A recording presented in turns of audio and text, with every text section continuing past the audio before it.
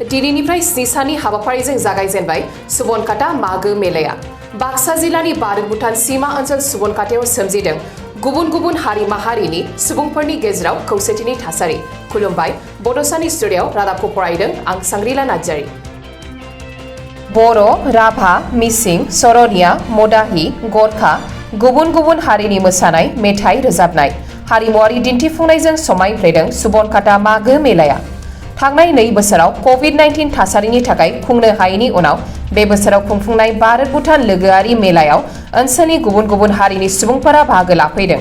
बे मेलायाव हारिमुआरि दिन्थिफुंनाय, गुबुन गुबुन हारिनि दोरोङारि जाग्रा आदार, गानग्रा जोमग्रा जिफोर मोननायजों लोगोसे गथ'फोरनि थाखाय गेलेनानै रंजानाय लानो आरो सार्कास नायनानै रंजानाय लानो हागोन होननानै मिथिहोदों आरो बे मेलायाव बाहागो लानो थाखाय बानजाय आफादा रायजो राजाफोरखौ खावलायहरदों। दिनैनिफ्राय जागायबाय। दिनै 20 फेब्रुवारि 20 फेब्रुवारिनिफ्राय 26 फेब्रुवारिसिम जागोन। दिनै जों जागायजेनबाय। गाबोननिफ्राय जोंहा सानथाम मोसानाय बादायलायनाय दङ, डेन्स माने कम्पिटिसन दङ। बेनिफ्राय 23 फेब्रुवारिनिफ्राय 24, 25, 26 सानथाम जोंहा मेथाइ खनगिरिफोरखौ जोङो लिंदों। 6 जन मेथाइ खनगिरि लिंदों। बे सानथामा जों मेथाइ खनगिरिजों मेलाखौ सालायगोन। आरो बेहाय जोंनि मेलायाव नोंथांमोना फैनानै गुबुन गुबुन हारि माहारिनि जानायनि माने माबा लानो हागोन आरो गोथाव गोथाव, जेरै मिसिं हारिनि जानाय, नेपालिफोरनि जानाय, राभाफोरनि जानाय, बर'फोरनि जानाय लोंनायनि बेयाव दखान दङ। बेहाय फैनानै नोंथांमोना बे जाग्रा मुवाफोरनि रुचि लानो हागोन। बेहाय जोंहा ट्रेड एक्सप' दङ। बेहाय नोंथांमोना माने बायदि बायदि रोखोमनि कम्बल जि बायनो हागोन। खम दामाव मोनगोन। गोबां माने दखान दङ जिनि। बेहाय माने जि बायनो हागोन। गोजां बोथोरनि, गोलोम बोथोरनि जिफोर बायनो हागोन। बेनिफ्राय जोंहा मिना बाजार दङ। मिना बाजाराव माने नोंथांमोना माबा खालामनो हागोन, खुदियाफोरखौ गेलेहोनो हागोन। आरो सार्कास दङ। सार्कासा एकदम माने गोबां खेला गोनां सार्कास। बे सार्कासखौ नायनो हागोन। बेनिफ्राय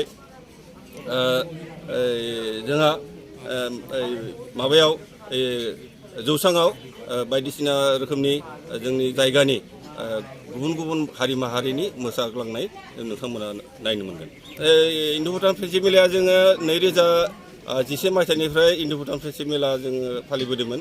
नाथाय 2021 मायथाइयाव जोङो हायाखिसै कभिडनि थाखाय।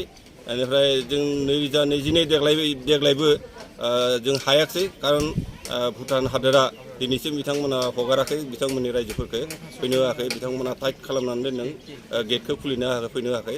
फैयोब्लाबो थांफिनब्ला बिथांमोना 14 सान क्वारेन्टाइनाव थानांगौ, बेखायनो रावबो फैनो साहस खालामाखै।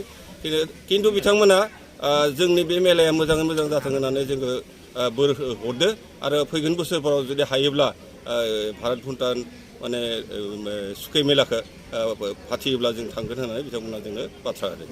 बे मेलानि गेजेरजों जोङो माने गासैबो जों बिटिआरनि आरो आसामनि गासैबो रायजोफोरखौ खौसे, जों जे इयाव गोबां जाथिफोरनि गोबां हारि माहारि लोगो नांनानै जे सुबनकाटायाव ज' जानानै दङ। आरो बोसोरनि मादाव मागो दाननि माने 3 तारिखै 3 खालाराव जोङो जे गासैबो लोगो नांनानै मेला फाथियो आरो खौसेथिनि जोङो दौलिसे আমার এই উত্তরবঙ্গ কলকাতা মাঘমেলা আমি প্রথম আজি আরম্ভ করি 20 ফেব্রুয়ারি তারিখে। ইয়াত আমি বিভিন্ন জাতি জনগোষ্ঠীৰ মিলনৰ তীৰ্থ হয় কলকাতা মাঘমেলাখন 70 বছৰ হ'ল উদযাপন কৰা। সকলো জাতি জনগোষ্ঠী আহি পেলাই নিজৰ নিজৰ কৃষি প্ৰদৰ্শন কৰিছে। আমি ৰাতিপুৱা কাৰ্যসূচী ৰাখিছিলোঁ আমাৰ মূল গেট মুকলি কৰা।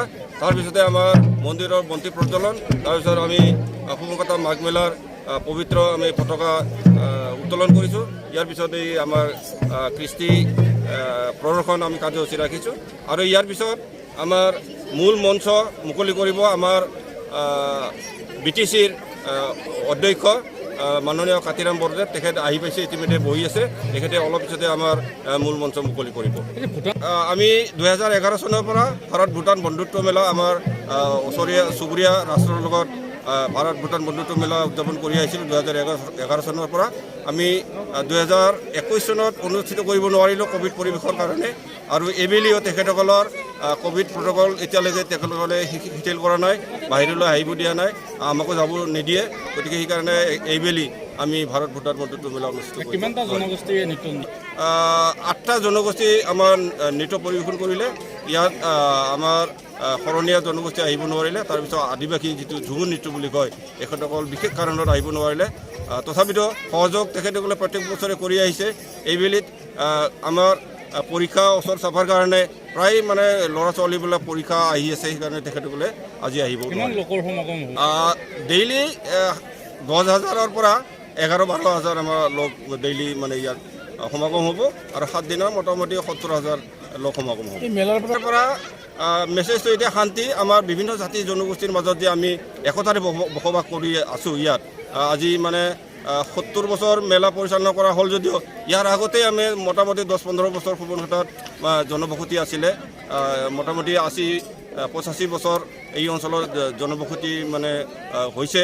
গতিকে এই ইমান বছৰে আমি একতাৰে যদি আমি 9-10টা জনগোষ্ঠী ইয়াত বসবাস কৰি আছোঁ, এইটো হ'ল আমাৰ সুবনঘাট মেলাটো আমাৰ একতাৰ মিলনৰ তীৰ্থভূমি হয়।